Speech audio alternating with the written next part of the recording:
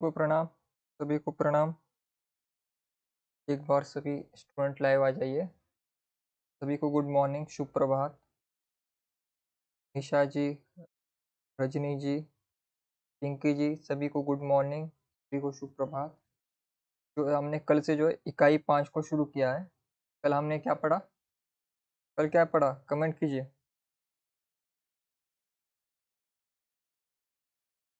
कल हमने क्या पढ़ा था 11 बजे की क्लास में?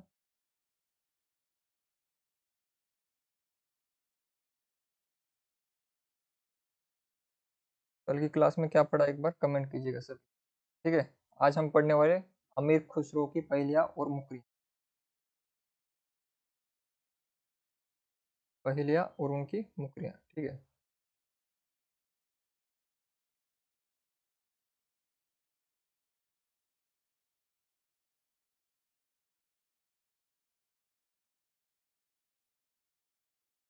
सभी स्टूडेंट एक बार, नेहा जी प्रणाम। सभी स्टूडेंट एक बार जो है कमेंट कीजिए। कल हमने क्या पढ़ा था? सिंह जी सुप्रभात। प्रीति जी गुड मॉर्निंग, सभी को गुड मॉर्निंग, सभी को शुभ प्रभात। कल हमने क्या पढ़ा था 11 बजे की क्लास में? सब लोग भूल गए? कविता हमारी कौन सी इकाई है? हमारे पाठ्यक्रम में 10 इकाई है। उसमें से कविता किस नंबर की इकाई है एक बार बताइए। कल हम कल हमने रेवा तट पढ़ा था, पृथ्वीराज रासो। हमने कविता जो है शुरू की है अभी। तो जितने भी हमारे पाठ्यक्रम में कविता है, हर दिन एक एक कविता होगी। ठीक है। पूरा कविता का पाठ्यक्रम कंप्लीट करेंगे। उसके बाद जो है बाकी जो इकाइयाँ करेंगे। ठीक है। ठीक है। तो आज हम खुसरो पढ़ रहे हैं। कल हमने क्या पढ़ा था? कल हमने पढ़ा था पृथ्वीराज रासो, चंद बरदाई का। ठीक है। तो एक के बाद एक हम पूरी पूरी कविताएं जो है पढ़ेंगे। ठीक है। आज आमिर खुसरो को पढ़ रहे हैं। कल हम विद्यापति को पढ़ेंगे। परसों हम किसे पढ़ेंगे? कबीर को। ठीक है। फिर जयसी को, फिर सूरदास, फिर तुलसीदास, फिर बिहारी, फिर घनानंद, फिर मीराबाई को पढ़ेंगे। फिर अयोध्या सिंह उपाध्याय हरिगोत का प्रिय प्रवास पढ़ेंगे। मैथिली शरण गुप्त की भारत भारती साकेत पढ़ेंगे। फिर निराला की जूही की कली, जागो फिर एक बार, सरोज स्मृति, ऐसे करके सब जो है धूमिल तक जो है, रोटी और संसद तक पूरी इकाई पढ़ेंगे। ठीक है। 5वीं इकाई पूरी होने के बाद जो है हम अगली इकाई पर बढ़ जाएंगे। कहानी वाली पढ़ाएंगे या फिर निबंध नाटक, कोई एक इकाई जो लेकर शुरू से जो है अंत तक सिलेबस में जितने भी लगे हुए हैं सिलेबस में, तो वो हम पढ़ेंगे। ठीक है। तो बैक टू बैक क्लासेस होंगी और पूरा जो है पाठ्यक्रम हम पूरा करेंगे। ठीक है।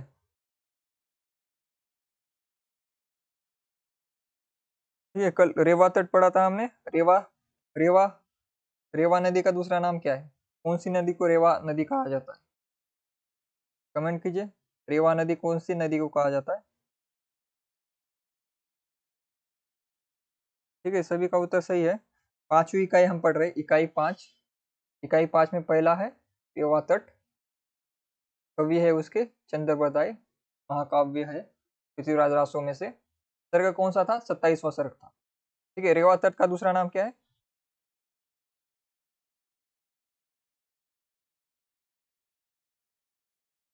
जी सिंह जी, सही है। रेवा नदी का नाम भी बता दीजिए सिंह जी। स्नेहा जी, रजनीश, रजनीश जी, जितने भी स्टूडेंट है, रेवा नदी का दूसरा नाम क्या था ये भी बता। हाँ, स्नेहा जी का कमेंट आ गया है, नर्मदा नदी को ही रेवा नदी कहते हैं। ठीक है। समय क्या था? इस रचना का समय क्या है? 1225 संवत में है, ईस्वी सन में नहीं है। ठीक है। संवत में 1225 था। किसका? पृथ्वीराज रासो का। तो कल की बातें तो होगी, आज जो है हम खुसरो को पढ़ेंगे। ठीक है। तो मध्य एशिया के लाचन जाति के तुर्क तोफिद्दुन के पुत्र अमीर खुसरो का जन्म जो है 1255 ईस्वी सन में हुआ था। संवत के अनुसार 1312 संवत में, जो विक्रमी संवत में हुआ था। गाँव था इनका पटियाला, जिला एटा। एटा आपको पता है एटा कहाँ पर है? कमेंट कीजिए, एटा किस राज्य में है? एटा का राज्य क्या है? लगभग हमारे बहुत से स्टूडेंट जो है इसी राज्य से है। एटा किस राज्य में आता है, किस राज्य का जिला है एटा? एटा में कौन सी बोली बोली जाती है, बताइए। ठीक है, इनका मूल नाम था अब्दुल हसन। क्या नाम था इनका? अब्दुल हसन। इनकी मृत्यु मृत्यु कब हुई?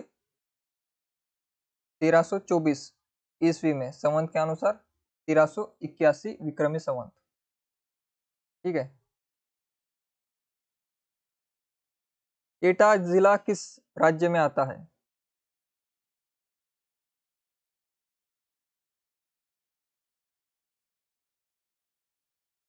का मूल नाम जो है, मूल नाम था अब्दुल हसन यामीनुद्दीन।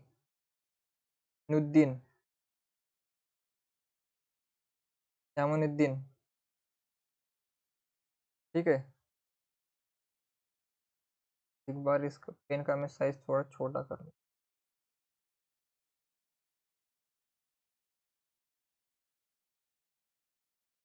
अब्दुल हसन यामुनुद्दीन इनका पूरा नाम था। ठीक है। और मैं इनके बारे में और जानकारी देता हूँ कि इनके जो पिता थे वो सैनिक थे। ठीक है। इनका जन्म हुआ था, अगर अंग्रेजी कैलेंडर के अनुसार देखी तो 3 मार्च को।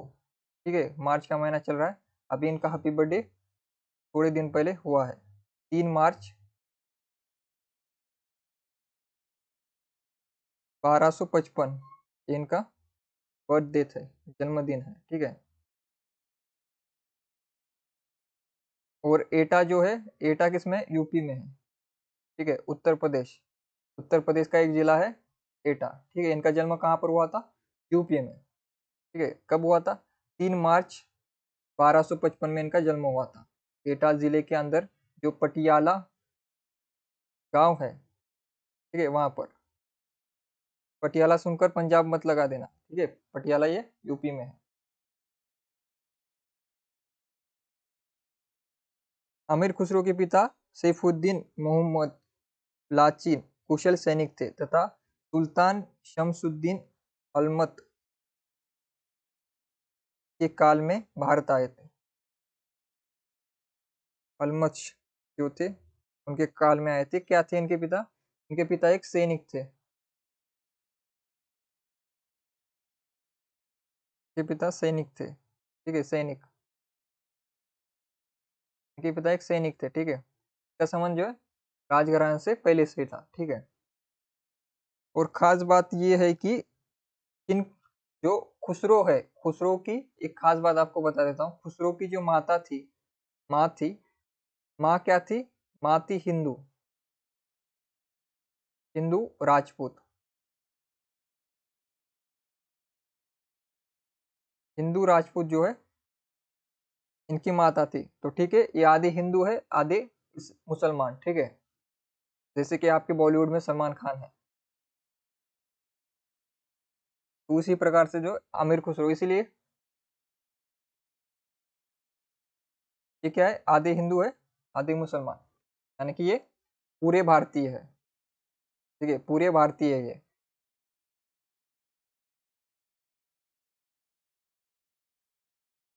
और इनकी पिता पिता जो है सैफुद्दीन, इनके जो है, जब आमिर खुसरो 8 वर्ष के थे, केवल 8 वर्ष के थे, तब जो इनके पिता की मृत्यु हो गई थी। ठीक है, तो इनको पिताजी का प्रेम जो है नहीं मिला। बचपन में ही जो है पिता का जो है हाथ इनके सिर से चला गया था। और फिर वो, इसलिए वो यूपी से कहाँ चले गए? पिताजी की मृत्यु हो गई, फिर वो यूपी से जो है दिल्ली चले गए। दिल्ली वर्तमान समय की राजधानी है, दिल्ली। और ये इन्होंने पूरा जीवन दिल्ली में बिताया। ठीक है, इनके पिताजी की मृत्यु के बाद ये दिल्ली चले गए। दिल्ली में वो अपने नाना के घर चले गए, नाना जी के। ठीक है, माता जी के साथ, क्योंकि पिताजी की तो मृत्यु हो गई, तो माता जी को जो है उनके पिताजी ने, उनके यानी कि खुसरो जी के नाना जी ने बुला लिया अपने घर, मायके। तो मायके चली गई उनकी माँ, और माँ के साथ छोटे से बालक आमिर खुसरो भी दिल्ली चले गए। ठीक है, तो वहीं पर उनका जीवन बीता फिर। और एक इम्पोर्टेंट है, इनके इनके गुरु कौन है? प्रश्न इनके गुरु के ऊपर पूछा जाता है, इनके गुरु कौन है? इनके गुरु का नाम कोई बताएगा जल्दी से? ये गुरु के लिए इन्होंने एक पद लिखा था कि पूरी से वे सोच सेज पर मुख पर डाले केस, चल खुसरो घर अपने। ये वाली जो अपने गुरु के लिए कही थी, तो उनके गुरु का नाम क्या था?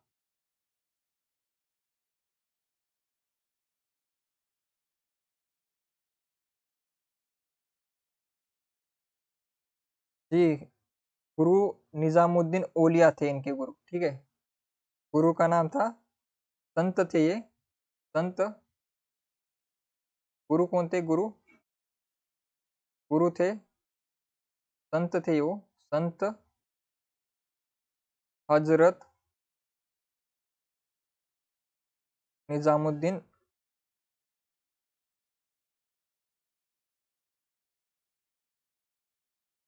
औलिया।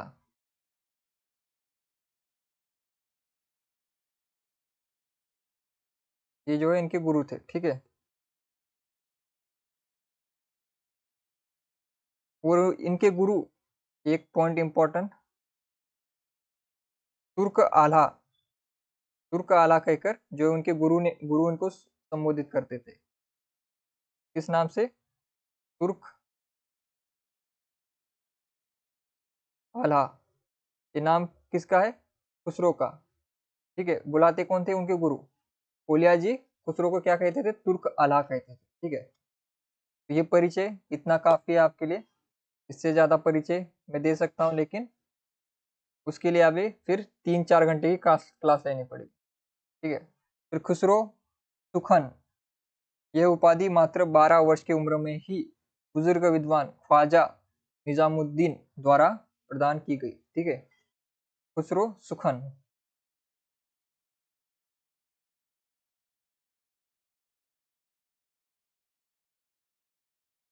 क्या नाम दिया? सुकरो खुसन। ठीक है,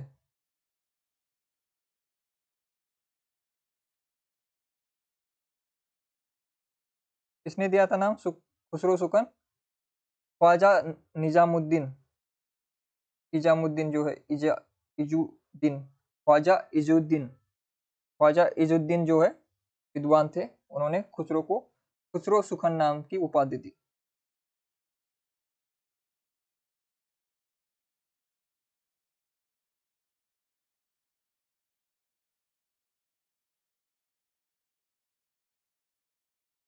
ठीक है,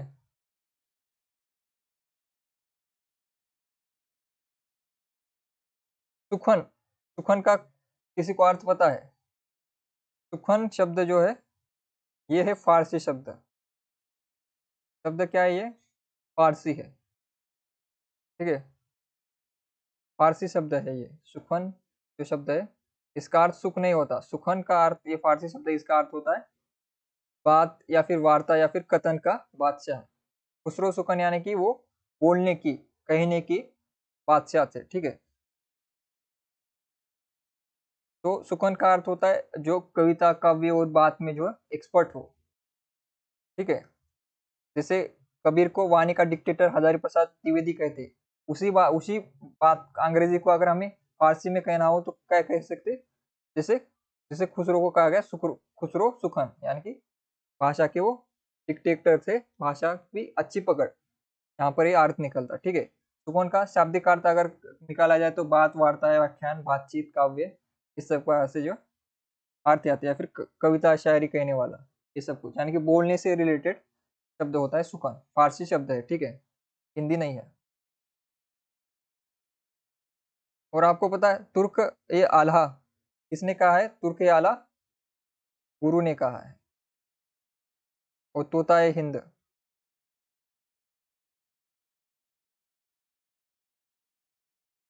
इनको किसने कहा था? तोता ए हिंद खिलजी ने।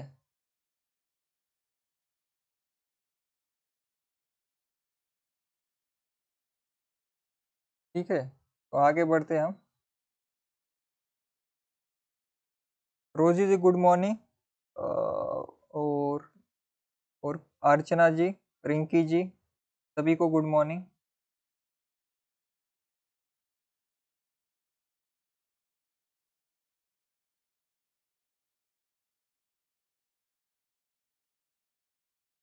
ठीक है, गुरु का नाम निजामुद्दीन औलिया, उनका परिवार कई पीढ़ियों से राज दरबार से संबंधित था। किनका? निजामुद्दीन औलिया। ठीक है, तो यहीं यहीं से जो पास मिल गया खुसरो को राज दरबार में जाने का गुरु से। ठीक है, स्वयं अमीर खुसरो ने 8 सुल्तानों का शासन देखा है।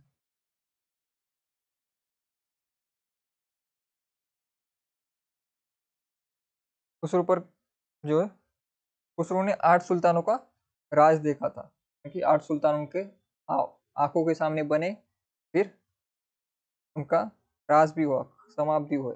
अमीर खुसरो प्रथम मुस्लिम कवि थे। ठीक है, मुस्लिम मुस्लिम क्यों कहा जाता है इनको? क्योंकि भारत में जो है पिता की जो जात या फिर धर्म होता है वही उसके पुत्र की धर्म या जात। लेकिन ये राजपूत भी थे, आजे राजपूत भी थे। जैसे कि मैंने आपको बताया, इनकी माता जो है राजपूत थी। ठीक है, तो इनको पूरा मुसलमान कहना भी सही नहीं है, इनको हम क्या कह सकते हैं? भारतीय, भारतीय थे ये।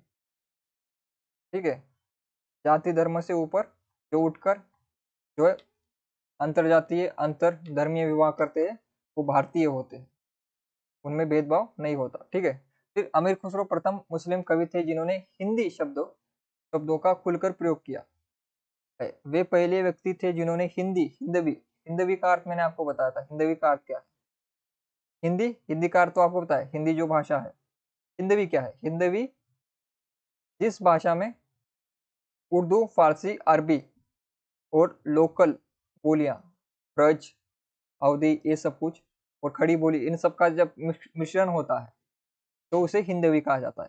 हिंदवी का दूसरा अर्थ है हिंदुस्तानी, यानी कि हिंदुस्तान में जो भाषा बोली जाती है उसमें क्या है, हम जब दिल्ली के आसपास जाए या फिर यूपी बिहार में जाए तो वहां पर जो है आपको जिस प्रकार की भाषा बोलने को मिलेगी उसमें अरबी फारसी के भी प्रयोग होंगे, उसमें लोकल लैंग्वेज भी होगी, फिर खड़ी बोली भी होगी, तो सबका मिश्रण जब मिलता है उसे हिंदवी कहा जाता है, यानी कि भारतीय भाषा। तो ये हिंदवी। और हिंदी क्या है? जो हिंदी की भाषा है उसकी बोलियां और मानक हिंदी से हिंदी बनती है। लेकिन हिंदवी क्या है? हिंदी से बड़ी कॉन्सेप्ट है, इसमें अरबी, फारसी, उर्दू को भी मिलाया जाता है, तब हिंदवी बनती है। और फारसी में एक साथ लिखते थे। ठीक है, हिंदी, हिंदवी और फारसी तीनों भाषाओं में एक साथ लिखते थे। उन्हें खड़ी बोली के आविष्कारक का श्रेय दिया जाता है।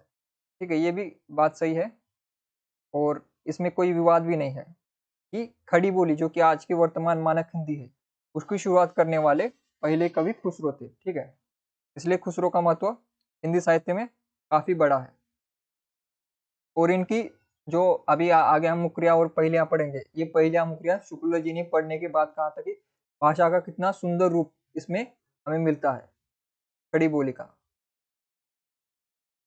ठीक है, तो खुसरो की तारीफ जो शुक्ल जी भी करते हैं क्योंकि उनकी भाषा इतनी सरल सरल सहज थी कि आज वर्तमान समय का कोई बच्चा भी अगर पढ़ेगा तो उसे भी सारे अर्थ मिल जाएंगे, क्योंकि वो खड़ी बोली में लिखते थे। और आज वर्तमान समय में हम खड़ी बोली में ही हिंदी को जानते हैं। वे अपनी पहेलियां और मुकरियां के लिए जाने जाते हैं। सबसे पहले खुसरो ने अपनी भाषा के लिए हिंदवी का उल्लेख किया। ठीक है, उनकी भाषा हिंदवी। हिंदवी क्या है? मिश्रण है। जैसे उनका जन्म भी एक हिंदू माता से और एक मुस्लिम पिता से हुआ था, जिस प्रकार से वो खुद हिंदू और मुस्लिम दोनों के मिश्रण थे, उसी प्रकार से उनकी भाषा भी हिंदवी है, यानी कि हिंदी, फारसी, अरबी, उर्दू सभी का मिश्रण जब हो जाता है तब हिंदवी बनती है। ठीक है, तब भारत बनता है। तो ये सबका मिला जुला रूप, सबका साथ सबका विकास वाली बात, वो वाला क्या होता है? हिंदवी होता है। ठीक है, तो हिंदवी का अर्थ समझ लिया। तो खुसरो ने अपनी भाषा को हिंदवी कहा। हिंदवी का अर्थ क्या है? जो भाषा उस समय उस समाज में दिल्ली के आसपास बोली जाती थी, फारसी, उर्दू बोली जाती थी, साथ साथ खड़ी बोली भी, और ब्रज भाषा, ये सब कुछ बोली जाती थी। ब्रज भाषा का भी उल्लेख खुसरो के काव्य में हमें मिलता है। ठीक है, तो इन सभी को अगर मिश्रण करेंगे तो हम क्या कह सकते हैं? उसे हिंदवी का उल्लेख किया गया था। वे फारसी भाषा के कवि भी थे। उनको दिल्ली सल्तनत का आश्रय मिला हुआ था। ठीक है, दिल्ली की सल्तनत जो थी वहां पर वो रहते थे। दिल्ली के जो राजा थे 8 राजा, उनके साथ वो रहे। जो राजा बदलते रहे लेकिन खुसरो वहीं पर डटे रहे। ठीक है, 7 वर्ष की अवस्था में खुसरो के पिता का देहांत हो गया था। ये मैंने कहा था, खुसरो अवस्था में ही उन्होंने कविता लिखना प्रारंभ किया और 20 वर्ष के होते होते वे कवि के रूप में प्रसिद्ध हो गए। खुसरो ने अपना सारा जीवन राजाश्रय में ही बिताया। राज दरबार में रहते हुए खुसरो हमेशा कवि, कलाकार, संगीतज्ञ और सैनिक ही बने रहे। ठीक है, तो राज दरबार में उन्होंने काम क्या किया? कवि के रूप में काम किया, कलाकार के रूप में काम किया, संगीतज्ञ के रूप में काम किया, क्योंकि उन्होंने उनको संगीत भी आता था। ठीक है, हमने जब पढ़ा था, हिंदी साहित्य का इतिहास पढ़ रहे थे, तो कौन सा वाद्य यंत्र के जनक है ये? एक वाद्य यंत्र है जिसके ये जनक भी है। नाम बताइए, किस वाद्य यंत्र के जनक है ये? अगर आपने क्लास ठीक से देखी होगी, जब हम खुसरो को पढ़ रहे थे हिंदी साहित्य के इतिहास में, तब मैंने आप उल्लेख करके बताया था कि एक वाद्य यंत्र के जनक है ये खुसरो। ठीक है, तो वाद्य यंत्र अगर आपको याद हो तो कमेंट कीजिएगा। और सैनिक भी बने रहे। उन्होंने भारतीय और ईरानी रागों का सुंदर मिश्रण किया। ठीक है, खुसरो है ही मिश्रण। खुसरो को समझना होगा तो भारत को समझना होगा। अगर भारत को समझ लिया तो खुसरो को समझ पाओगे आप। ठीक है, तो उन्होंने भारतीय और ईरानी रागों का सुंदर मिश्रण किया और एक नवीन राग शैली ईमान, दिल्फ, ताजगरी को जन्म दिया। ठीक है, तो इन सारी शैलियों का यह जन्मदाता कौन है? खुसरो। भारतीय गायन में कव्वाली और मैंने जैसे बताया था सितार को इनकी देन माना जाता है। वो जो सितार वाद्य यंत्र है, सितार किस प्रकार का होता है? इस प्रकार का छोटा सा, जो हाथ में लेकर बजाया जाता है। लगभग आपको वीणा और आज का गिटार है इस जैसा आपको दिखने में दिखेगा, लेकिन आकार में गिटार और वीणा से काफी छोटा होता है। ठीक है, उसे कहते हैं हम सितार। तो सितार के जनक भी यही है। सितार के जनक किसे माना जाता है? खुसरो को। इन्होंने गीत के तर्ज पर फारसी में और अरबी गजले के शब्दों में को मिलाकर कई पहेलियां और दोहे भी लिखे हैं। ठीक है, अरबी फारसी के मिश्रण से जो पहेलियां और दोहे लिखे हैं। खुसरो की रचना, इनके द्वारा रचित ग्रंथों की संख्या 100 बताई जाती है। ठीक है, जिसमें से कुछ ही उपलब्ध है। ठीक है, 100 से ज्यादा अधिक रचनाएं उन्होंने की थी। कुछ प्रसिद्ध रचनाएं जो है आपके पाठ्यक्रम के अनुसार, खालिक बारी जो है इंपॉर्टेंट है, पहेलिया मुकरिया उन्होंने लिखी, फिर गजल, दो सुखने, नूर सिंह पहर, नजर नजराए रायन ए हिंद, हालात ए कन्हैया। हालात ए कन्हैया, मैंने दो सुखने का अर्थ बताया था। इसका अर्थ क्या है? जब मैं हिंदी साहित्य का इतिहास पढ़ा रहा था, तब दो सुखने का अर्थ मैंने बताया था। पहेलिया मुकरिया, इसके अर्थ भी बताऊंगा। पहेलिया और मुकरियों में क्या अंतर है, और दो सुखने में, ये तीनों अलग है। ठीक है, तीनों को एक मत समझिए, और तीनों के अलग अलग अर्थ होते। देखने में एक जैसे दिखते हैं, लेकिन तीनों भी अलग है। ठीक है, दो सुखने का एक बार सभी लोग अर्थ बताइए।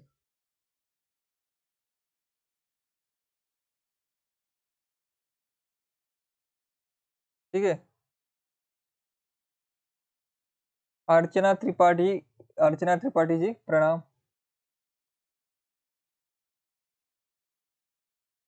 ठीक है, दो सुखने का अर्थ बताइए मुझे। मैंने आपको 2-3 बार इसके अर्थ बताए थे, बार बार पूछ कर।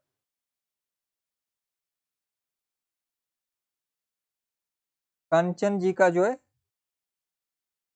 उत्तर सही आया है।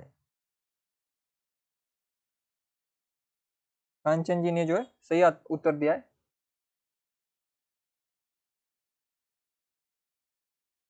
रिंकी जी नहीं, दो सुकनों का अर्थ क्या है? दो जो है सवाल पूछे जाएंगे। दो सुकने का अर्थ मैं बताता हूँ।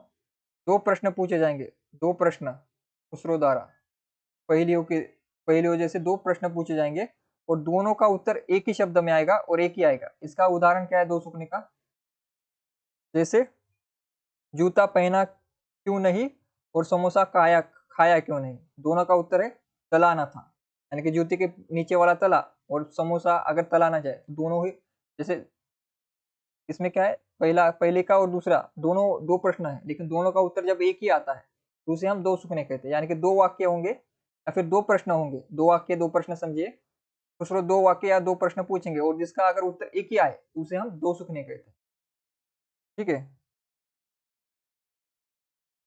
जी जी जी, सभी का उत्तर सही आ रहा है। ठीक है, जैसे जूता पहना क्यों नहीं और समोसा खाया क्यों नहीं, दोनों का उत्तर एक ही दे सकते हैं आप, एक ही शब्द में, तलाना था। ठीक है, तो दोनों के लिए जब लागू हो जाता है तो उसे दो सुकने, यानी कि दो प्रश्न पूछे जाएंगे, उत्तर होगा एक। जैसे कि मैंने सुकने का अर्थ बताया, सुकने का अर्थ होता है बात करना, बात, वाक्य, ये सब कुछ शब्द से संबंधित होता है, फारसी शब्द है, यानी कि दो वाक्य, दो सुकने यानी दो वाक्य जिसके उत्तर होंगे एक। फिर विशेष तथ्य, खालिक बारी, ये प्रश्न पूछा जाता है हमेशा। खालिक बारी रचना एक शब्दकोश है। ठीक है, क्या है ये? डिक्शनरी है। इसमें तुर्की, अरबी, फारसी और हिंदी भाषा के पर्यायवाची शब्दों का को शामिल किया गया है। ठीक है, यह गयासुद्दीन तुगलक के पुत्र को भाषा का ज्ञान सिखाने के उद्देश्य से रचा गया था। ठीक है, गयासुद्दीन तुगलक जो उस समय के शासक थे, उनके पुत्र को भाषा सिखाने के लिए कौन सी? तुर्की, अरबी, फारसी और हिंदी, ये सारी भाषाएं, चार भाषा सिखाने के लिए जो है खालिक बारी की रचना की गई थी। ये डिक्शनरी है, यानी कि इसमें तुर्की शब्द, अरबी शब्द, फारसी शब्द और हिंदी शब्द तीनों के अर्थ मिलेंगे। तो ऐसी डिक्शनरी जो है, आप वर्तमान समय में भी देखिए तो ऐसी डिक्शनरी आपको मिलना मुश्किल है, और इतना ज्ञान भी किसी के पास नहीं होता। आजकल हम जो डिक्शनरी देखते हैं उसमें क्या होता है, अंग्रेजी से हिंदी या फिर हिंदी से उर्दू, हिंदी से कोई दूसरी भाषा, यानी कि लगभग दो भाषाओं का ही अनुवाद होता है। किसी भी डिक्शनरी में अगर मूलतः देखें हम, सामान्यतः दो भाषाओं का ही अनुवाद होता है, एक तरफ अंग्रेजी होगी दूसरी तरफ हिंदी होगी, या फिर एक तरफ रशियन होगी दूसरी तरफ अंग्रेजी होगी। ठीक है, एक तरफ मराठी होगी दूसरी तरफ हिंदी होगी। ऐसे दो भाषाओं का डिक्शनरी होता है, लेकिन ये जो है चार भाषाओं की डिक्शनरी है, जो कि आपको आज के समय में तो कोई बना नहीं सकता इतना, कि चार भाषाओं का ज्ञान आज के समय में बहुत कम लोगों के पास, और इतना समय भी किसी के पास नहीं है, क्योंकि सबको इंस्टाग्राम पर रील्स देखने हैं, तो कोई डिक्शनरी बनाएगा नहीं। तो आपको खालिक बारी अगर मिल जाए तो उसे पढ़ना चाहिए आपको, क्योंकि उससे आपको अरबी फारसी का ज्ञान होगा। और अरबी फारसी क्या है? अरबी फारसी उर्दू है, अरबी फारसी से बनी है उर्दू। ठीक है, उर्दू में जो भी शब्द आते हैं, उर्दू में जो भी शब्द आते हैं वो तो एक तो अरबी के होते हैं, एक तो फारसी के होते हैं, या फिर हिंदी या फिर संस्कृत से जो है अपभ्रंश रूप में आए होते हैं। ठीक है, तो उर्दू अपने आप में कोई भाषा नहीं है, उर्दू जो है, उर्दू जो है दो तीन भाषाओं का मिश्रण है। ठीक है, तो आप अगर आप अरबी फारसी समझेंगे तो उर्दू आपको ऑटोमेटिकली आ जाएगी। ठीक है, फिर नूर सिंह पहर, नूर सिंह पहर में भारतीय बोलियों के संबंध में विस्तार से वर्णन किया गया है। खुसरो को हिंदू इस्लामी समन्वित संस्कृति का प्रथम प्रतिनिधि कवि माना जाता है, क्योंकि उनकी माता हिंदू थी और पिता इस्लाम।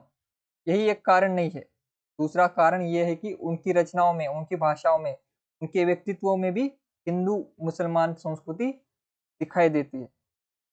ठीक है, केवल कथनी ही नहीं है, करनी भी उनकी वैसी थी, कथनी और करनी में अंतर नहीं है उनके। ठीक है, तो हिंदू मुस्लिम केवल कहते नहीं है, उनके जीवन में उन्होंने उसे बिठाया भी था।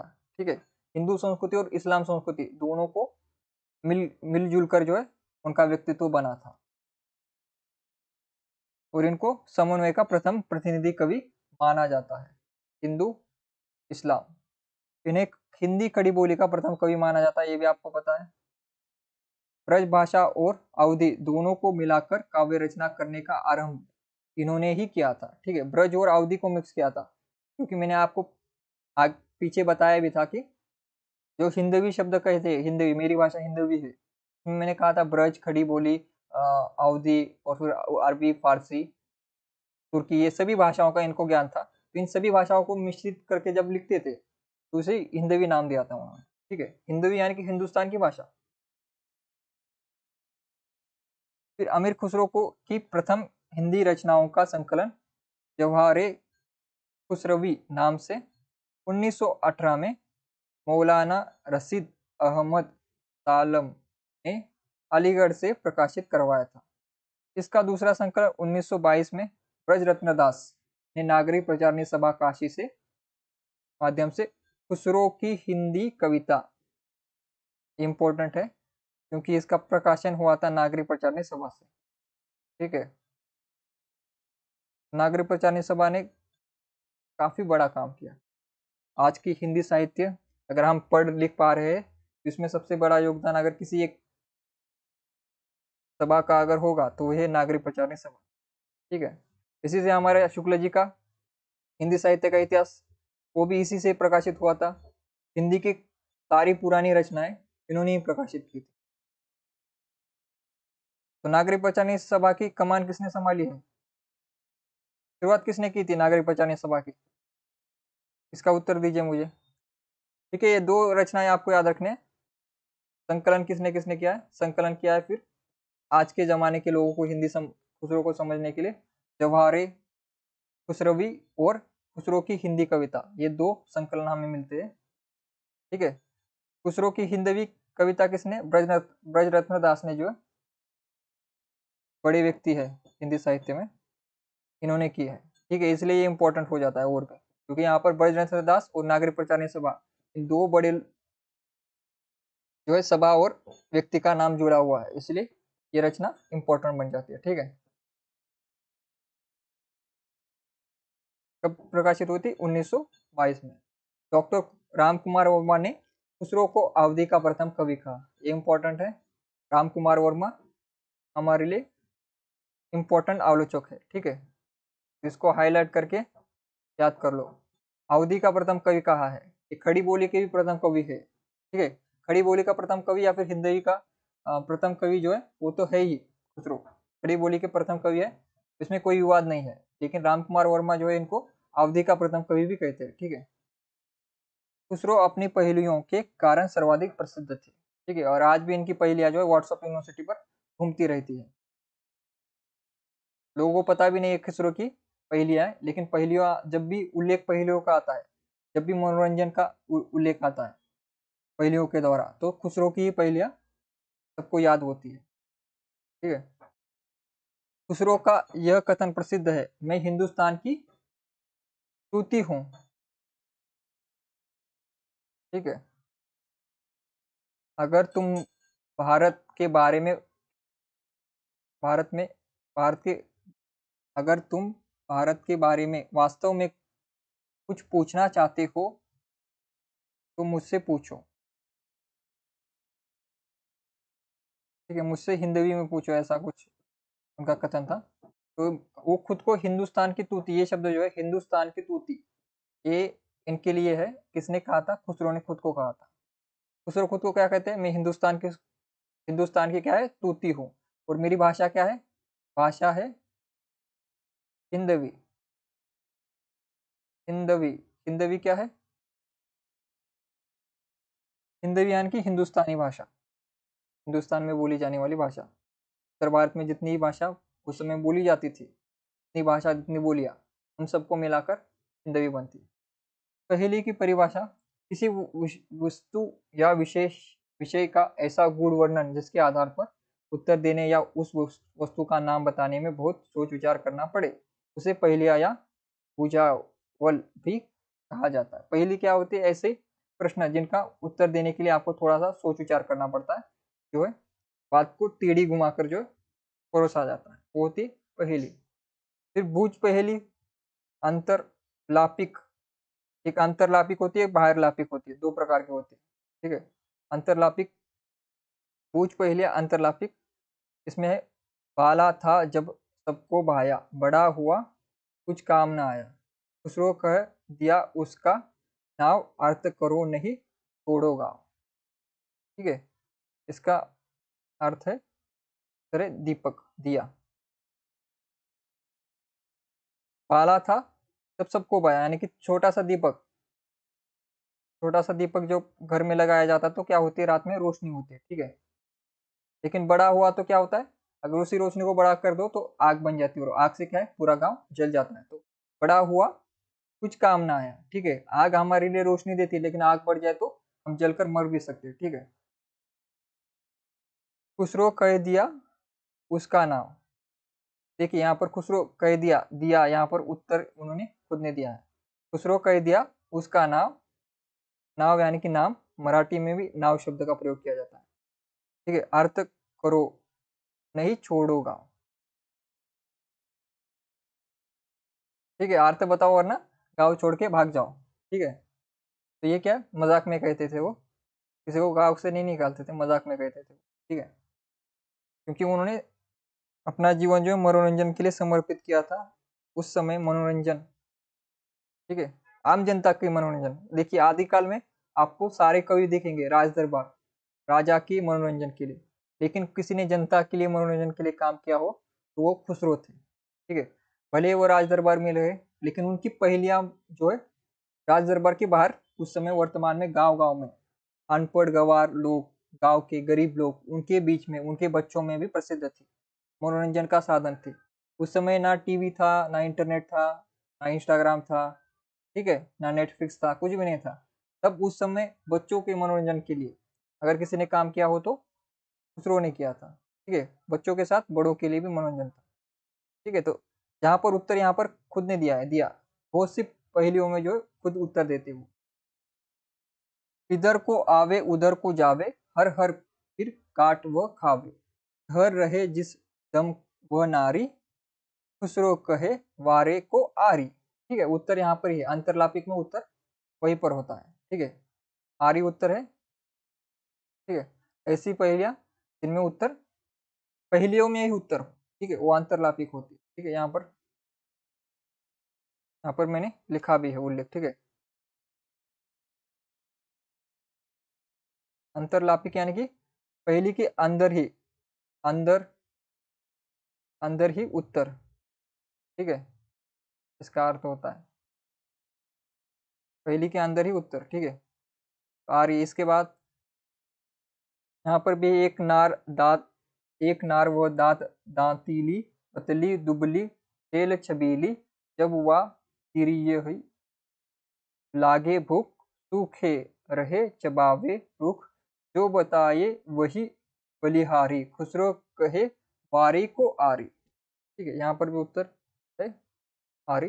पहले में जहाँ पर उत्तर होता है वो अंतरलापिक होती, बाहर लापिक में जो है उत्तर नहीं होता। श्याम बरन और दांत अनेक, चक जैसी नारी, दोनों हाथ से खुसरो खींचे और कहे तू आरी।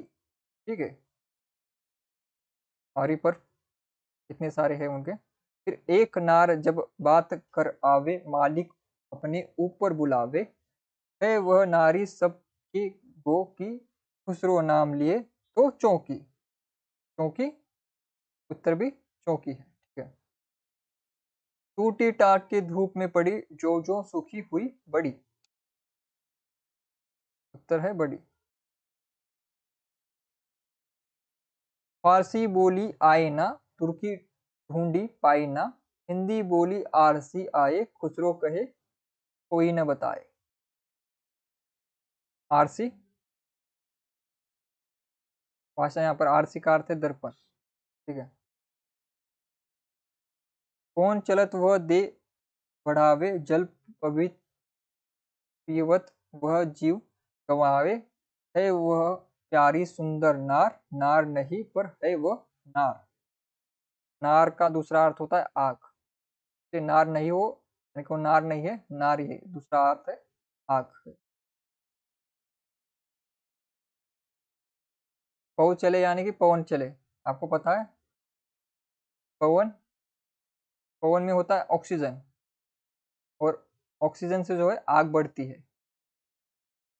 ठीक है, इसमें साइंस लगता है, दिमाग, साइंस का दिमाग लगता है इसमें। ठीक है, तो खुसरो में वो भी था, एक नार करतार बनाई, वह न वह क्यारी न वह बिहारी ब्याही, सुहा रंग ही वाको रहे, भावी भावी हर कोई कहे,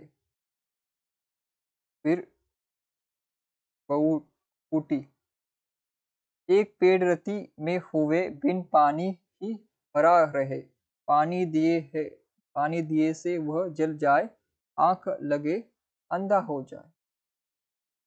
आंख। ठीक है, ये सारी पहेलियां आपको क्यों पढ़ाकर सुना रहा हूँ, क्योंकि एक पहेली तो परीक्षा में पूछी जाती है और वहां पर आपको क्या है, डाउट हो जाता है कि उसका उत्तर क्या होगा, तो एक बार आप पढ़ लेंगे तो याद रह जाएगा तो आप जो है लगा सकते हैं। ठीक है, तो ये और भी उनके कुछ पहेलियां हैं। ठीक है, और भी सारी पहेलियां हैं जो कि आप पढ़ सकते हो। ये सारी पहेलियां की अभी अंतरलापिक हमने पढ़ लिया, फिर बाहिर लापिक पढ़ेंगे। ठीक है, अंतरलापिक का मैंने आपको उदाहरण और कुछ पहेलियां पढ़ाकर सुनाई, फिर बाहर लापिक, इस पहेली का उत्तर पहेली के बाहर होता है। ठीक है, इसका उत्तर अंदर होता है, वो अंतरलापिक होती है। बाहर लापिक जो है का उत्तर पहेली के अंदर नहीं होता, आपको खोजना पड़ता है। क्योंकि अगर परीक्षा में अगर अंतरलापिक और बाहर लापिक पूछा जाए, ठीक है, तो उत्तर आपको आना चाहिए। इस प्रकार के प्रश्न पूछे एनटीए, क्योंकि ये बात तो आपको कहीं यूट्यूब पर नहीं मिलेगी, अंतरलापिक बाहर लापिक का अर्थ क्या होता है। विदना ने एक पुरुष बनाया, तिरिया दी ओ नीर लगाया, चुक बही कुछ वासे ऐसी, देश छोड़ भयो परदेश। का उत्तर है आदमी। ठीक है, तिलमिल का कुआ रतन की क्यारी, बताओ तो बताओ नहीं तो दूंगी गारी। ठीक है, इसका अर्थ है दर्पण, आईना। एक नार पानी पर तेरे, उसका पुरुष लटका मरे, जो जो खंदी गोटा खाए, त्यों त्यों भड़ुआ मार जाए। घड़ी और घंटा।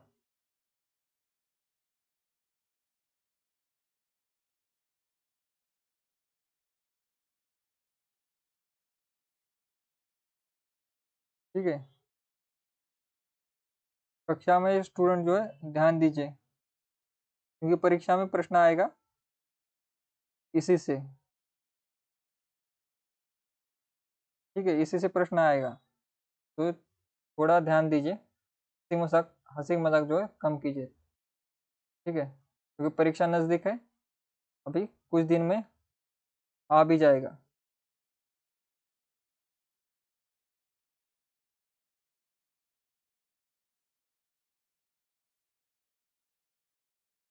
यहाँ पर एक प्रश्न पूछा है स्टूडेंट्स ने, एक बार, कि बीर बहु बीर बहुटी क्या होता है। बीर बहुटी जो है एक कीड़ा होता है, लाल कलर का होता है। आपने स्पाइडर देखा है, स्पाइडर देखा होगा, मकड़ी, उसी की जाति का जो है एक कीड़ा है। इस प्रकार से वो कीड़ा होता है, ऐसे ऐसे स्पाइडर की तरह, इधर उसकी गर्दन होती है ऐसे, कलर इनका होता है लाल। ठीक है, बीर बहुटी इनका नाम होता है।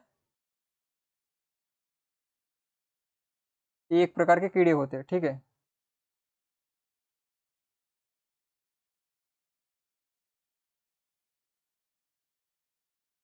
रेखा जी को उत्तर मिल गया, रेखा जी ने प्रश्न पूछा था। ठीक है, एक प्रकार का कीड़ा होता है, मकड़ी के मकड़ी के आकार का, मकड़ी जैसा, उसी की जाति का है ये कीड़ा, लेकिन रंग होता है इनका लाल।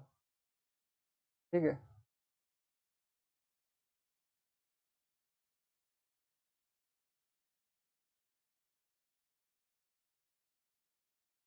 आपने देखा है, अच्छी बात है अगर देखा है तो आगे बढ़ते हैं हम। पानी में निस दिन रहे जाके हाड़ मास, काम करे तलवार का फिर पानी में बास, कुम्हार का दौरा। एक जानवर जल में रहे वो नाम में वाके खींच, उछल वार खड़ा करे जल का जल के बीच, कुम्हार का दौरा। तो इस प्रकार के जो बाहर लापिक जो पहेलियां हैं जिसमें उत्तर बाहर से खोजना पड़ता है, तो इनके कुछ उदाहरण यहाँ पर है।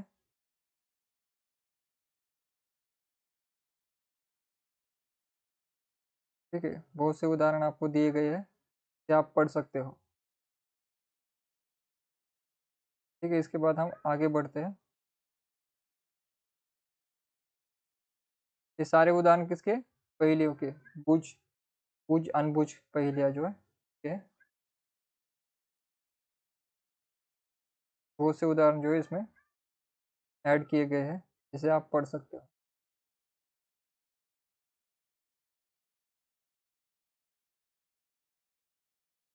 ठीक है, सबको अगर आपको पढ़ना हो तो पढ़ सकते हो।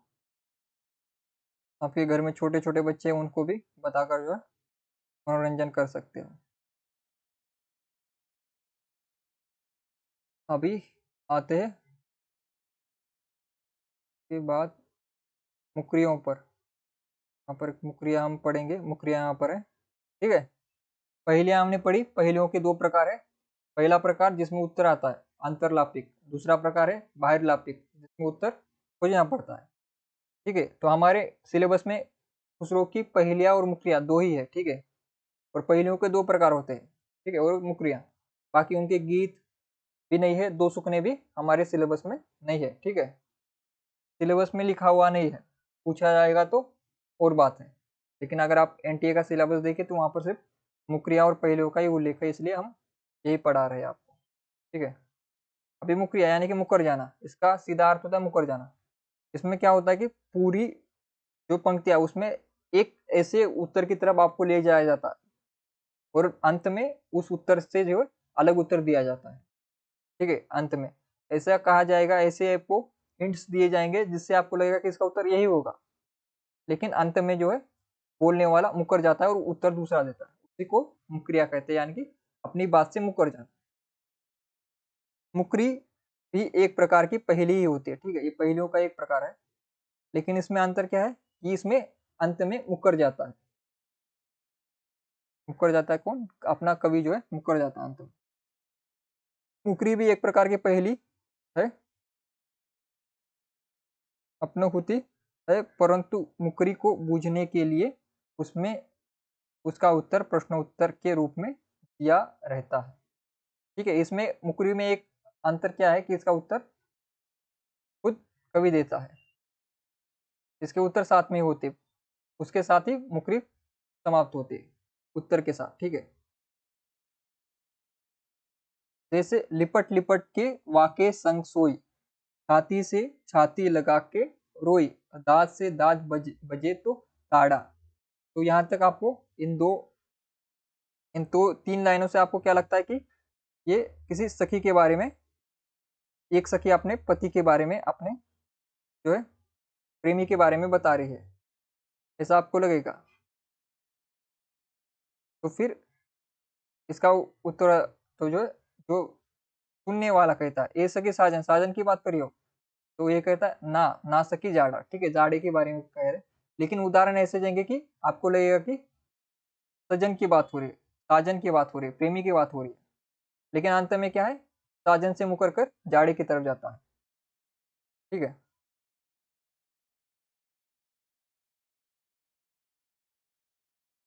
ठीक है, मुकरियों में आपको, मुकरी और पहेलियों में किसी को कोई डाउट हो दोनों में क्या अंतर है, अगर किसी को डाउट हो तो अभी कमेंट कीजिए। ठीक है, इस प्रकार ए सखी साजन ना सकी जाड़ा, इस प्रकार उत्तर देने के कारण इसका नाम कह मुकरी पड़ा है। कह कर मुकर जाना, दूसरा नाम क्या है मुकरी का? कह मुकरी। कह का अर्थ है कहना, पहले कहेंगे सजन साजन के बारे में, लेकिन बाद में मुकर के कहेंगे जाड़ा है ये। ठीक है, कह मुकरी दूसरा नाम है मुकरी का। ठीक है, मुकरियों का दूसरा एक नाम है कह मुकरी, ये कहकर ऊपर जाते हैं।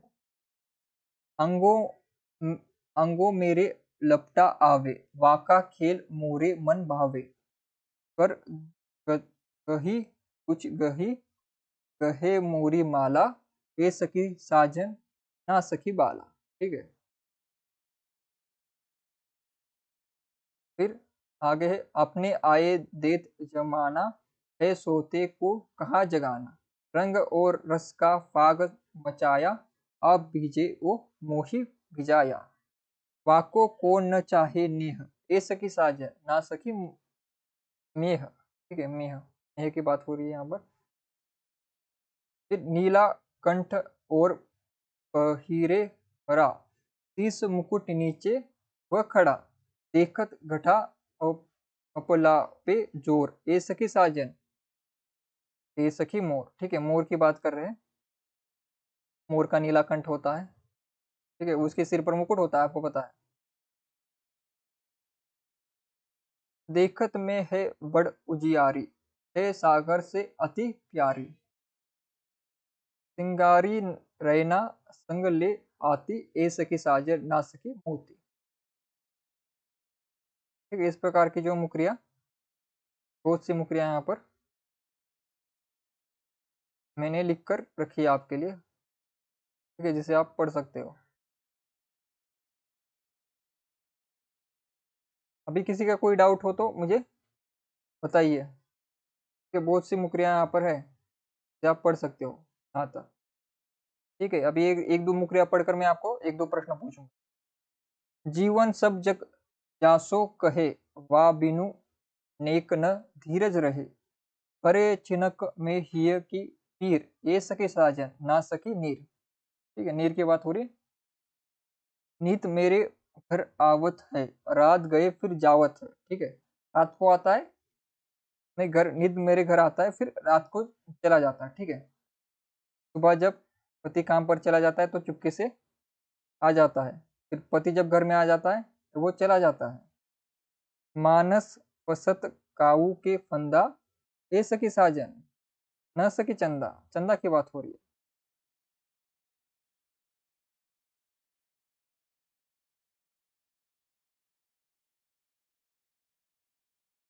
ठीक है, तो इस प्रकार से जो है मुकरिया है। तो आधुनिक काल में किसने मुकरिया लिखी थी? आधुनिक आधुनिक काल में एक बड़े कवि हुए जिन्होंने मुकरिया लिखी, लेकिन उनके मुकरियों का लिखने का उद्देश्य मनोरंजन नहीं था। कि मुकरियों का लिखने का उद्देश्य था समाज में होने वाली अन्याय के खिलाफ लड़ना, विरोध प्रदर्शन करना। किसके खिलाफ? अंग्रेजों के खिलाफ। वो कौन थे? भारतेंदु हरिश्चंद्र। भारतेंदु हरिश्चंद्र की मुकरियों में और खुसरो की मुकरियों में एक बड़ा अंतर ये है कि भारतेंदु हरिश्चंद्र की मुकरिया आजादी के लिए लिखी गई थी, स्वतंत्रता के लिए, फ्रीडम के लिए, अपने अस्तित्व के लिए लिखी गई थी। ठीक है, यहाँ पर जो खुसरो की पहेलियां हैं वो पहेलियां मनोरंजन की दृष्टि से लिखी गई है। इसमें शासन समाज इसका कुछ लेना देना नहीं, केवल और केवल शुद्ध मनोरंजन है इसमें। ठीक है, लेकिन खुसरो की पहेलियों मुकरियों को आप भारतेंदु की मुकरियों से जोड़ नहीं सकते। ठीक है, लेकिन भारतेंदु ने मुकरियों का आदर्श कहाँ से लिया है? खुसरो से ही लिया है। ठीक है, लेकिन मनोरंजन को किस प्रकार से उन्होंने आजादी के साथ जोड़ दिया, ये आपको सीखना चाहिए। किससे? भारतेंदु से। ठीक है, भारतेंदु से ये बात आपको सीखनी चाहिए, किस प्रकार उन्होंने एक मनोरंजन के साधन को जो है हथियार बनाया आजादी का।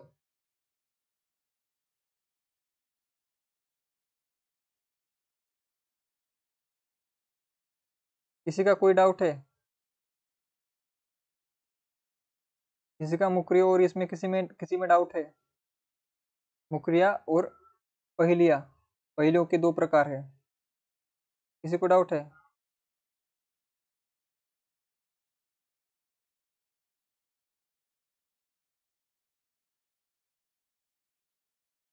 तो मैं आपको एक भारतेंदु की एक मुकरी सुनाता हूँ।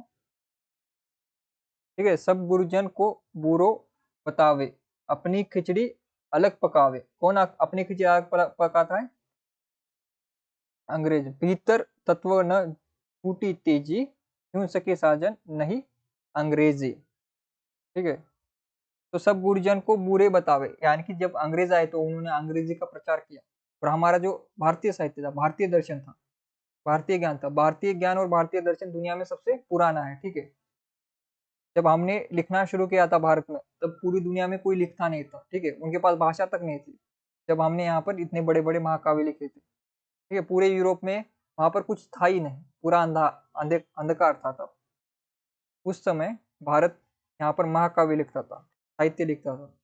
तो उसको जो है अंग्रेज आकर बोल गए कि ये कुछ काम का नहीं। आज भी उनका वही प्रभाव है कि आज हमारी मातृभाषा हिंदी को जो है लोग उतना वैल्यू नहीं देते। भारत के लोग किसको वैल्यू देते? अंग्रेजी को।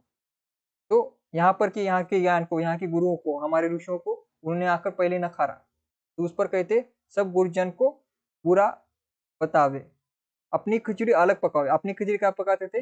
वो कॉन्वेंट स्कूल खड़े किए उन्होंने। ठीक है, वहां पर अंग्रेजी में पढ़ाना शुरू किया अंग्रेजों ने, धर्म परिवर्तन करवाया, हिंदू से क्रिश्चियन करवाया लोगों को।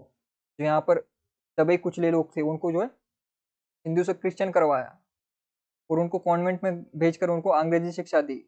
ठीक है, तो आज वो उनके जो अभी वंशज है, आज जिनके धर्म परिवर्तन हुए, उनको अभी हिंदी मराठी ऐसी भाषा बोलने नहीं आती, वो अंग्रेजी में बोलते हैं आज। ठीक है, भारत में रहकर भी ये शोकांत है कि उनको भारतीय भाषाएं नहीं आती, क्योंकि उनको बदला गया कि भाषा बदल दी गई, धर्म बदल दिया गया, उनका अस्तित्व मिटाकर जो है अपनी खिचड़ी पकाई गई। किसने पकाई खिचड़ी? अंग्रेजों ने। भीतर तत्व न झूठी तेजी, भीतर कोई तत्व नहीं है उनके। ठीक है, अंग्रेजों के भीतर कोई तत्व नहीं था, कोई अच्छी बात नहीं करने अंग्रेजी लाकर उन्होंने हमारा भला नहीं किया, उनकी अपनी खिचड़ी पकाने के लिए अंग्रेजी लाए थे, क्योंकि अंदर से वो झूठे थे। फिर क्यों सकी साजन नहीं अंग्रेजी, तो अंग्रेजी की बात ये करते हैं कौन? भारतेंदु। ठीक है, आजादी का समय था तब, तो ये बातें उन्होंने की। ठीक है, लेकिन वर्तमान समय में जो है एक बात आपको और भी याद रखनी है कि अंग्रेजी को जो है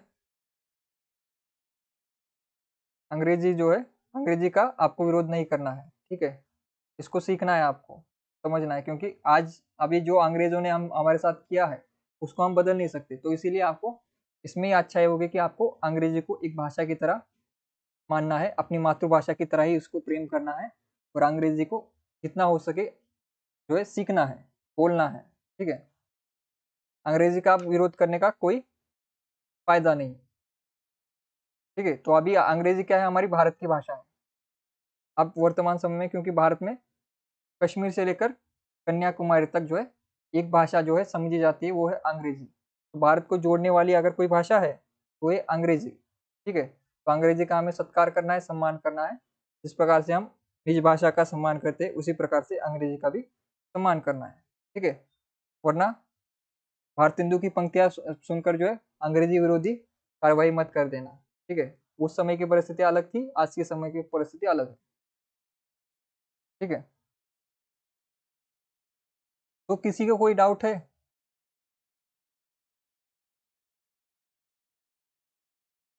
किसी को कोई डाउट है? अंग्रेजी सबको सीखनी चाहिए। ठीक है, हिंदी से ज़्यादा इम्पोर्टेंट आज भारत में अंग्रेजी है। आपको अंग्रेजी आती है तो अच्छी बात है, हिंदी एक बार नहीं आती तो चल जाएगा, लेकिन अंग्रेजी आपको आनी चाहिए। ठीक है, मातृभाषा ना आए फिर भी चल जाएगा, लेकिन अंग्रेजी आपको अगर भारत में रहना है तो अंग्रेजी को थोड़ा बहुत तो सीखना पड़ेगा, जितना काम काज के लिए, बातचीत के लिए, हाय हेलो के लिए कम से कम, या फिर कम से कम आप फोन ओपन करोगे तो उसमें कुछ लिखा होगा ऐप से, ये सब कुछ उतना पढ़ना तो आना चाहिए कम से कम। ठीक है, तो अंग्रेजी का विकल्प नहीं है भारत में, शायद विदेशों में हो, चीन में हो, यूरोप में हो। आपको एक फैक्ट पता होगा, यूरोप में अंग्रेजी बड़ी भाषा नहीं है। यूरोप में इंग्लैंड और उसके आसपास के देशों में अंग्रेजी बोली जाती है, पूरे यूरोप में कोई अंग्रेजी नहीं बोलता। जितनी अंग्रेजी भारत में बोली जाती है, विश्व में कहीं पर नहीं बोली जाती। अंग्रेजी का सबसे बड़ा अगर भारत है, ये जानकर आपको अच्छे होगा। यूरोप में भी अंग्रेजी नहीं बोली जाती, यूरोप में वहाँ पर दूसरी दूसरी अलग अलग छोटी छोटी भाषाएं वो बोली जाती है। इंग्लैंड को छोड़कर अगर यूरोप के बाकी देशों को देखोगे तो वहाँ पर अंग्रेजी के अलावा दूसरी भाषाएं बोली जाती है। चीन में भी चाइनीज बोली जाती है, रशिया में रशियन बोली जाती है। अंग्रेजी सबसे ज़्यादा भारत में बोली जाती है। तो एक तो आपको भारत में रहना है तो अंग्रेजी सीखनी होगी, और ना आपको यूरोप जाना होगा फिर, या फिर चीन जाना होगा, रशिया जाना होगा, वहाँ पर अंग्रेजी नहीं है। ठीक है। और हिंदी पढ़ाने के लिए भी आपको अंग्रेजी आनी चाहिए, ये भी एक बात है। ठीक है। आपको हिंदी की नौकरी चाहिए तो आपको अंग्रेजी आनी चाहिए। आपको हिंदी भले ना आती हो, आपको अंग्रेजी आती हो तो आपको हिंदी की नौकरी मिल जाएगी। ये भी नई नई बात आपको याद रखनी चाहिए, क्योंकि जो इंटरव्यूज होते हैं आपकी हिंदी के, वो अंग्रेजी में होते हैं। जो असिस्टेंट प्रोफेसर के फाइनल इंटरव्यूज होते हैं वो होते हैं अंग्रेजी में। और आप भारत में सारे जो स्कूल है अभी इंग्लिश मीडियम के स्कूल हो गए हैं, तो आपको इंग्लिश मीडियम में ही पढ़ाना होगा। हिंदी को भी इंग्लिश में पढ़ाना होगा। अभी एक 5-10 साल में आपको पूरी हिंदी को अंग्रेजी में पढ़ाना होगा। तो इसकी तैयारी आपको कर लेनी चाहिए थोड़ी सी। ठीक है। अभी ये इस पर मुकरिया और पहेलियों में किसी को कोई डाउट हो तो एक बार जो है कमेंट कीजिए। मुकरिया पहेलिया इसमें कोई डाउट हो तो कमेंट कर सकते हैं।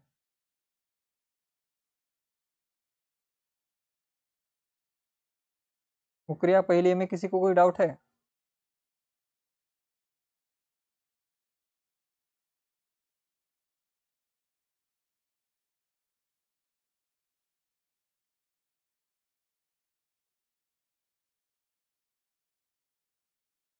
जिनको जिनको नहीं आती अंग्रेजी, जिनको नहीं आती उनको थोड़ा थोड़ा सीखना चाहिए।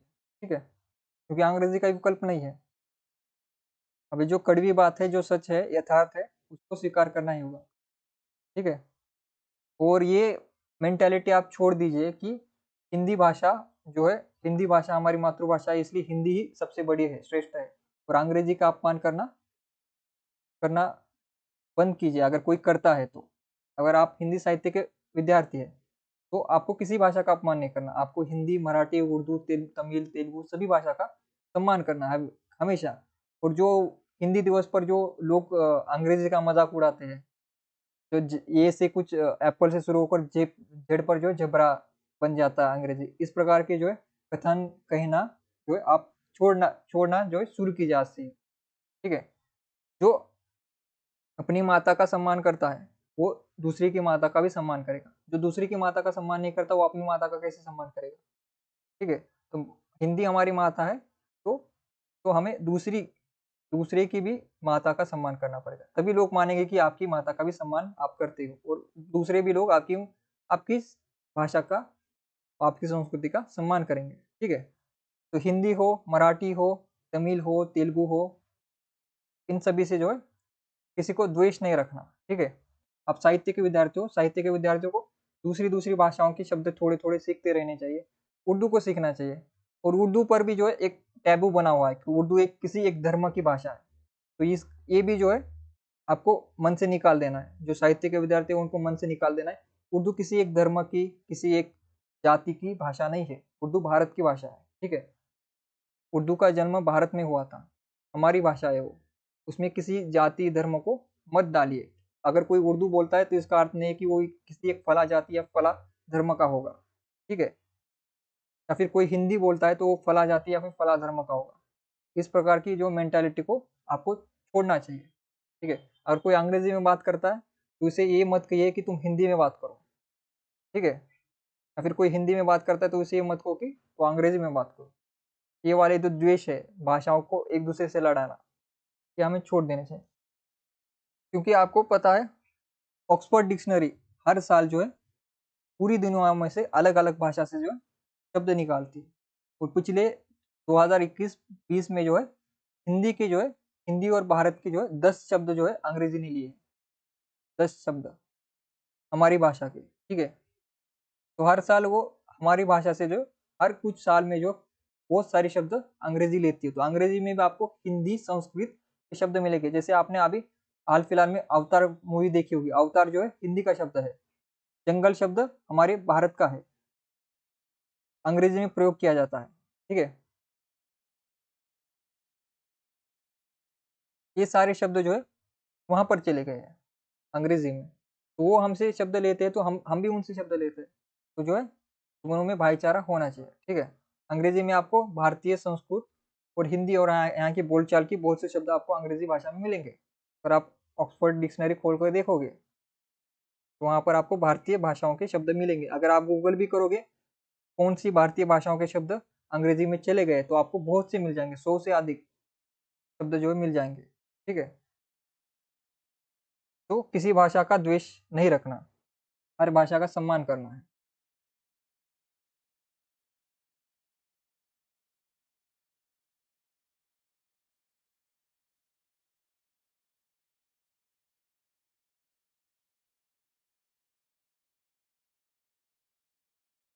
जी रोज इंटरनेशनल लैंग्वेज हिंदी, अंग्रेजी इंटरनेशनल लैंग्वेज है, यही बात मैं कह रहा था। तो अंग्रेजी का विकल्प नहीं है हमारे पास, तो अंग्रेजी को जो है सीखना चाहिए। जो विरोध करते हैं उनके लिए मैंने कहा था। ठीक है, उसके साथ साथ हमारी हिंदी भी इंटरनेशनल लैंग्वेज है, ये भी आपको पता होनी चाहिए। हिंदी को भारत, पाकिस्तान, बांग्लादेश, नेपाल, भूटान, म्यांमार और फिर अरब कंट्रियों में समझा जाता है। ठीक है, हिंदी भी छोटी भाषा नहीं है, हिंदी विश्व की चौथी सबसे बड़ी भाषा है। इस नंबर अंग्रेजी 3 नंबर पर आती है, और अंग्रेजी के बाद अगर विश्व में कोई बड़ी भाषा है अंग्रेजी के बाद, अंग्रेजी का नंबर है 3। ठीक है, अंग्रेजी का नंबर है 3 और चौथे नंबर पर है हमारी हिंदी। और हिंदी भी जो है अंतर्राष्ट्रीय भाषा है, हिंदी भी कम नहीं है। हिंदी को भी एशिया, लगभग आधा एशिया जो है समझता है हिंदी को, और अरब कंट्रीज भी जो है हिंदी को समझती है। और यूएई जो देश है, हम यूएई जो देश है, यूएई जो देश है, यूनाइटेड अरब अमीरात जो है, वहाँ पर हिंदी भाषा ऑफिशियल लैंग्वेज में आती है। हिंदी भाषा अल्पसंख्यक ऑफिशियल लैंग्वेज का दर्जा हिंदी को वहाँ पर प्राप्त है। ठीक है, उनकी जो राजधानी है दुबई, दुबई आपको पता है, वहीं की बात कर रहा हूँ, यूएई में आता है। वहाँ पर हिंदी को जो है आधिकारिक भाषा का सम्मान मिला है वहाँ। आधिकारिक भाषा, जैसे हमारे 22 भाषा है, उसमें जैसे हमें मैथिली, फिर हमारी हिंदी, मराठी, तमिल, तेलुगु जैसी भाषा है, इसी प्रकार से वहाँ पर हिंदी को भी एक स्थान मिला है उनके ऑफिशियल लैंग्वेज की लिस्ट में। ठीक है, तो हिंदी भी इंटरनेशनल भाषा है, बहुत से देशों में समझी बोली जाती है। साथ साथ अंग्रेजी भी जो है समझी जाती है। अंग्रेजी का क्रमांक 3 है। 1 नंबर पर आती है चीन, चीनी भाषा। चीनी भाषा 1 नंबर पर आती है, लेकिन चीन के बाहर जो है लगभग कोई बोलता नहीं है इसे। लेकिन अगर पूछा जाए तो दुनिया की सबसे बड़ी भाषा कौन सी है, तो चीनी भाषा है, अंग्रेजी नहीं है। अंग्रेजी का स्थान है 3 नंबर का, हिंदी का स्थान है 4 नंबर का। ठीक है, ये आपको भाषाओं के बारे में पता होना चाहिए। दुनिया की सबसे बड़ी भाषा कौन सी है, चीनी भाषा, लेकिन वो चीन के बाहर लगभग कहीं बोली नहीं जाती। 3 नंबर पर अंग्रेजी भले ही आती है, लेकिन पूरे दुनिया में अगर आपको कम्युनिकेशन के लिए एक लैंग्वेज चाहिए तो अंग्रेजी एक भाषा है जो कम्युनिकेशन के लिए प्रयोग की जा सकती है। और विश्व ने इन भाषाओं को जो है समाप्त करने, मतलब ये जो झगड़ा है इसको समाप्त करने के लिए विश्व ने एक इंटरनेशनल लैंग्वेज की भी शुरुआत की थी। ठीक है, लेकिन वो कभी सक्सेसफुल नहीं हुआ। वो रोमन में लिखी जाती है, वो भाषा रोमन में लिखी जाती है, और उसमें जो है अंग्रेजी और विश्व की अलग अलग भाषाओं से जो शब्द उठाए गए हैं और उसकी लिपि तैयार की गई। एक इंटरनेशनल लैंग्वेज भी बनाई गई थी, लेकिन वो सक्सेसफुल नहीं हुई। जिसका जिसका जो है महत्वाकांक्षा ये थी कि पूरे विश्व में एक भाषा हो जाए, इसलिए एक इंटरनेशनल लैंग्वेज बनाई गई थी। अगर आप इंटरनेशनल लैंग्वेज सर्च करोगे तो आपको आ जाएगा एक आर्टिकल, रोमन भाषा में उसकी लिपि थी, लेकिन वो कभी फेमस हो नहीं पाई। और अंग्रेजी जो है वर्तमान समय में इंटरनेशनल लैंग्वेज इसलिए है क्योंकि अंग्रेजों ने लगभग पूरे विश्व में हर जगह पर, हर देशों में जो कब्जा किया था, शासन किया था, इसलिए वो अंग्रेजी दुनिया भर में फैल गई। अगर भारत अगर करता शासन तो शायद कोई भारतीय भाषा जो है दुनिया पर राज करती। ठीक है, अभी एक एक प्रश्न पूछूंगा, उसका उत्तर दीजिए, फिर हम क्लास खत्म कर देंगे। ठीक है, इसमें स्टूडेंट को डाउट होता है, दुनिया की सबसे प्राचीन भाषा कौन सी है। इस प्रश्न के साथ हमारी क्लास खत्म करेंगे, समाप्त कर देंगे हम। अंतिम प्रश्न पूछ रहा हूँ, भाषा पर अगर इतनी चर्चा चली ही रही तो एक आपको फैक्ट भी पता होना चाहिए। विश्व की सबसे प्राचीन भाषा कौन सी है।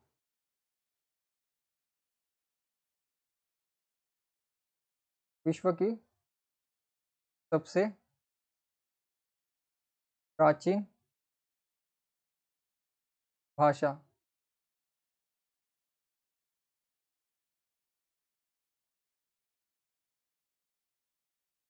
विश्व की सबसे प्राचीन भाषा कौन सी है, इसका उत्तर दीजिए और क्लास जो है हम समाप्त करेंगे, टाइम हो गया है।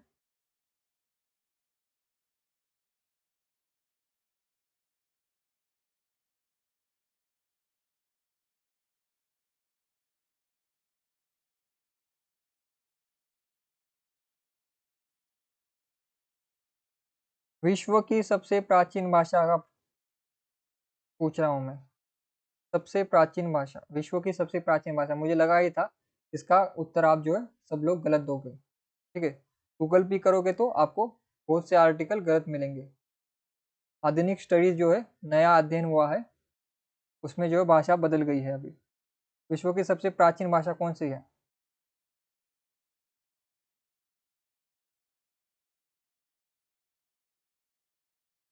पाली कैसे प्राचीन भाषा हो सकती है? पाली, पाली से पहले संस्कृत थी। वैदिक संस्कृत, लौकिक संस्कृत, उसके बाद पाली आती है, संस्कृत के बाद पाली आई है। पाली कैसे हो सकती?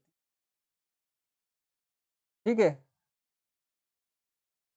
संस्कृत भाषा जो है, संस्कृत भाषा जो है, आप सारे लोग जो संस्कृत भाषा का उत्तर दे रहे हो, संस्कृत भाषा विश्व की सबसे प्राचीन भाषा नहीं है। ठीक है, अभी दूसरा उत्तर दीजिए। संस्कृत जो है विश्व की सबसे प्राचीन भाषा नहीं है। कहीं इंटरव्यू में मत बता देना। ठीक है, मैंने ये तो बता दिया, संस्कृत भाषा जो है, संस्कृत भाषा विश्व की सबसे प्राचीन भाषा नहीं है। ये आपको याद करना है। ठीक है, याद रखना है आपको।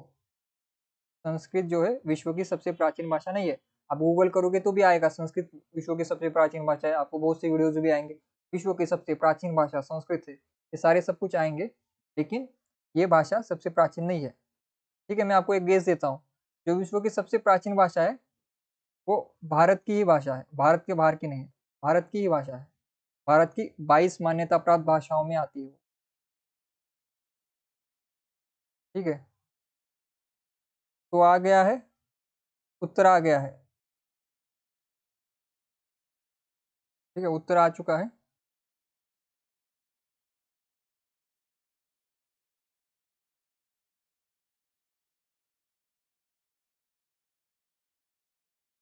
ठीक है, उत्तर आ गया है अभी। तो विश्व की सबसे प्राचीन भाषा है तमिल। तमिल तमिलनाडु में बोली जाती है, तेलंगाना में बोली जाती है। तमिल जो है, जो आधुनिक स्टडीज हमें मिली है, जो नए जो तथ्य हमें मिले उसके अनुसार तमिल जो हमारी भारत की भाषा है, वो जो है, तमिल जो है विश्व की सबसे प्राचीन भाषा है, ये इसको आपको याद रखना है। ठीक है, संस्कृत नहीं है, तमिल जो है भारत की भाषा है, तमिलनाडु में बोली जाती है, दक्षिण भारत का एक राज्य है, तमिल भाषा वहाँ पर बोली जाती है। तमिल को तमिल या फिर तमिल लिखा जाता है, तमिल। मराठी में जो ळ शब्द है उसके अनुसार उच्चारण करना चाहिए इसका अपन, तमिल। ठीक है, हिंदी में ऐसा लिखा जाता है, उच्चारण इस प्रकार का है ळ का, ये हिंदी में शब्द नहीं है ळ, ळ शब्द जो है हिंदी में नहीं है। तो ये भारत के तमिलनाडु और श्रीलंका, आपको पता है श्रीलंका में भी बोली जाती है, श्रीलंका, श्रीलंका में जो तमिल लोग रहते हैं उन पर काफ़ी अन्याय भी होता है वहाँ पर, जैसे पाकिस्तान में हिंदू लोगों पर होता है। तो तमिलनाडु, तमिलनाडु और श्रीलंका जो कि एक देश है, यहाँ पर जो है तमिल भाषा बोली जाती है, और ये विश्व की सबसे प्राचीन भाषा है। ठीक है, और इस भाषा का प्रचार जो है श्रीलंका के साथ साथ मलेशिया, सिंगापुर में भी हुआ है, क्योंकि सिंगापुर और मलेशिया ऐसे देश है जिन पर भारत का काफ़ी बड़ा प्रभाव था। क्योंकि जब राजा राजा चोल जो बड़े शासक थे, दुनिया के सबसे ज़्यादा समय तक चोल वंश जो है उसने जो शासन किया था दुनिया में सबसे ज़्यादा समय तक, और चोल वंश के राजा राजा चोल जो थे शासक, उन्होंने जो है भारत और भारत के नीचे वाले जो द्वीप है हमारे बाजू के, मलेशिया ये सब कुछ, बर्मा ये सब कुछ जो है देश आज के, उन पर जो है शासन किया था। तमिलनाडु के ये राजा थे। अभी आपने वो फिल्म देखी होगी PS1, किसी ने देखी है? उसमें उनका ही वर्णन है। PS1 अगर किसी ने देखी हो, PS1 एक मूवी है साउथ की। PS1 किसी ने देखी है? पुनीर सेल्वन, वहाँ की नदी के नाम पर उस राजा का नाम था। चोल साम्राज्य। जी सही है, हाँ सही है, चोल साम्राज्य। उसी समय में जो भारत के जो वो राजा चोल साम्राज्य ने भारत और भारत के नीचे वाले जो द्वीप है छोटे छोटे आज जो देश बन चुके हैं उन पर जो है शासन किया था। तो उसी समय जो तमिल जो भाषा वहाँ पर प्रचारित हुई, इसीलिए आपको भारत और भारत के बाजू वाले जो देश है वहाँ पर आपको हिंदू संस्कृति मिलती है। ठीक है, तो इनका रेफरेंस अगर देखना होगा तो आपको PS1 मूवी भी आप देख सकते हैं, अगर किसी को चोल साम्राज्य में इंटरेस्ट हो तो देख सकते हैं। ठीक है, आज की क्लास यहीं पर समाप्त करते हैं। अगर किसी का कोई डाउट ना हो तो ठीक है, आज की क्लास लंबी हो गई है, समय से ज़्यादा हो गई है। ठीक है, कोई बात नहीं, आपका जनरल नॉलेज भी जो है थोड़ा बहुत बढ़ जाएगा इससे। ठीक है, आज की क्लास यहीं पर समाप्त करते हैं। किसी का कोई डाउट होगा तो कमेंट कर सकता है, और जो रिकॉर्डिंग क्लास के स्टूडेंट है वो भी जो है कमेंट कर सकते हैं। रिकॉर्डिंग क्लास के स्टूडेंट का कमेंट नहीं आता, क्या कोई कारण हो तो रिकॉर्डिंग क्लास के स्टूडेंट बताइए। रिकॉर्डिंग क्लास के स्टूडेंट जो है कमेंट नहीं करते, वीडियो देख कर जो चले जाते हैं। आप लाइक भी करते हैं, लाइक करने लाइक तो आप सभी स्टूडेंट जितने आते हैं लाइक तो करते हैं, लेकिन कमेंट जो है 4-5 ही स्टूडेंट करते हैं। ठीक है, कमेंट जो है आपको करना चाहिए। ठीक है,